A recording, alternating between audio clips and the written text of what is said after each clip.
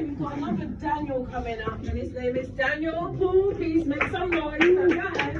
Daniel.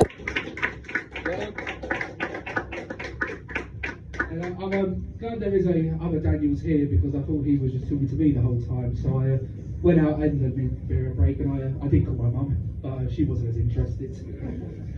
Do we know what special day it is today? Anybody? It's Hump Day today. So finally, my scoliosis is getting the recognition it deserves. It's all new material today. Last Sunday, I don't know why that bit was funny, but thank you. Last Sunday I was bored and I decided to myself, you know what, I need to have a getaway. So I went to Spain for 4 days, from Tuesday to Saturday. I had a gig Monday night and I got myself a little bit drunk. So to sober up, black coffee on the way to Gatwick, black coffee at Gatwick, black coffee on the plane. Now the plane was delayed by 10 minutes, which didn't mean much to me. I was hungover and I had my black coffee, so I was happy.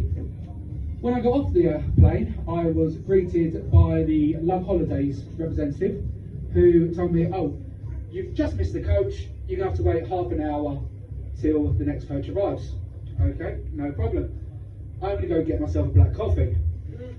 Now, I wanted to work on my Spanish, so I went up to the barista, who happened to be a black gentleman. And I don't know if you know what black is in Spanish, but we muttered, can I have a por favor coffee, negro? Despegue? Americano, please. Half hour later, the Manchester plane arrived, and I saw them all going up to the same representative. And she said, oh, the coach is going to be in 45 minutes. Okay, so I think they did me dirty a little bit there. Finally, got on the coach.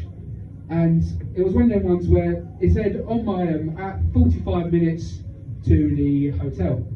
Now, this coach had about 30 groups on it. It stopped at every single hotel along the way. It was about a 2.5 hour journey. Now, the first one where we pulled off at, the hotel was less to be desired. When we got off, and a bunch of lads were just basically going like, "Way, shithole, luckily it's not our one." They got off at the next stop, which was a caravan site, so calm at its finest. Now, as soon as we got to as soon as I got to the hotel, so I rolled solo by myself. As soon as I got to the hotel, straight up to the food, all inclusive. I'm going to eat what I'm going to eat. I don't understand what it is about middle-aged white women who all they do abroad is eat salad. You abroad, get some grease, girl, go enjoy yourself. So yeah, peculiar. And always in the gym as well at the hotels. Never understood that. But got to did that, went straight down to the pool and started drinking. And what I noticed quite quickly is that with this hotel, it was sort of divided. You had all the English on the left, a couple of French in the middle, and all the Germans on the right. Now, the Germans slowly and carefully planned, might I say, slowly moved their way east, taking the sunbeds. The French fell in seconds. Their sunbeds were gone by lunchtime. And I sort of thought to myself, if Hitler would have put a sunbed in Moscow, they would have won the war. They were straight there. I went by myself, and luckily behold, there was a singles table. You went by yourself, you could go sit there by yourself. They had games there ready for everyone. I was the only one there. But I can say it's the first time I've ever come first in darts. My Connect 4 score is unbeat. Still lost at cribbage though, don't know how to play that. And yeah, so the night went on, a bit of karaoke happened. I like myself a bit of karaoke, can't sing to save my life. And there's nothing worse when there's a group of about say 100 people, all in their 60s, all just staring at you.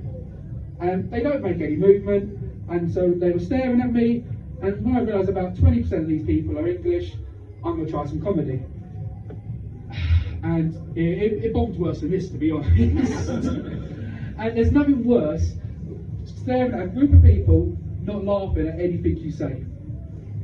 Now, unfortunately for that, I felt so bad that it is hard when you do like abroad because you've got to deal and got to part with them for the next 4 days. So you've got to try and avoid them. So I made best friends with the Germans who didn't understand what I was saying anyways. Now, the holiday overall was okay until the flight home. Now, with the flight home, we went through customs, boarding, all that.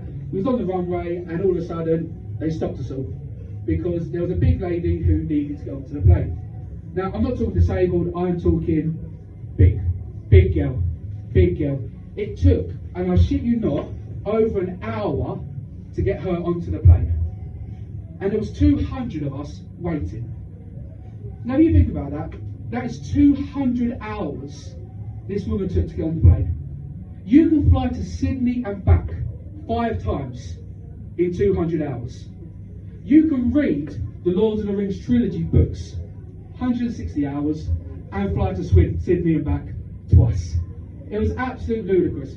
And as soon as I got onto the flight, I was bombarded with a circle of about 19 people, 10 of them adult, 9 of them kids, all wearing football tops, and they were Brits abroad stereotype. Swearing, fucking, all the kids were, you know, calling each other fucking pricks, everything like this. They was about 6-7 years old. All of them had iPads, all of that, no headphones. Absolute horrendous. And I noticed there was a little girl about 3 sections above me, and she was like an adorable little girl, little piglets, and she would just resonate my faith again in humanity, because otherwise I would have happily martyred and let that plane go down. Now, all I heard, and this isn't even funny, this is actual facts. All I heard for 10 minutes was this group of people chanting, "England! England!" Please don't resonate, right? We're not from the same place, I'm moving forwards. And it absolutely eroded me. And this was on Saturday, we all remember how hot it was. And I finally got to Gatwick. I went down to the train. Train's cancelled. Okay. Next train, 20 minutes. Okay. When I finally got the train, sat down, going home now. And all I heard for, coming closer and closer in the distance, was England! England! Thank you very much, my name's Daniel. Remember, no states coming in.